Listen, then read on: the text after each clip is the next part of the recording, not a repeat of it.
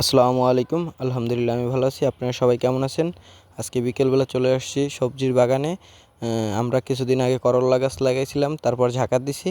তারপর আজকে দিনকে পানি দিয়ে দিব, তারপর আগা কেটে দিব, আর নিচের বয়স্ক পাতাগুলা কেটে দিব, আর যেগুলা শাখা পোশাখা বের হয়েছে ওইগুলা কেটে দিব, আর আগা কেটে দিব।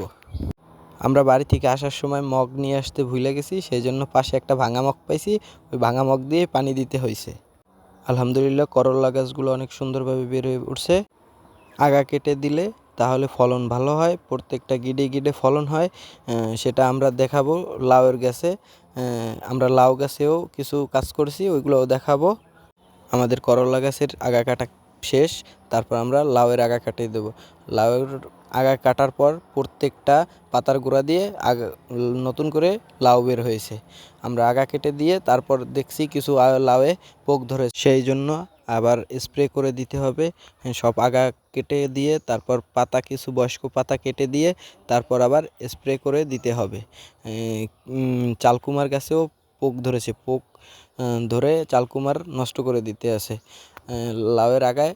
তারপর এখন ওষুধ দিয়ে দিতে আসি।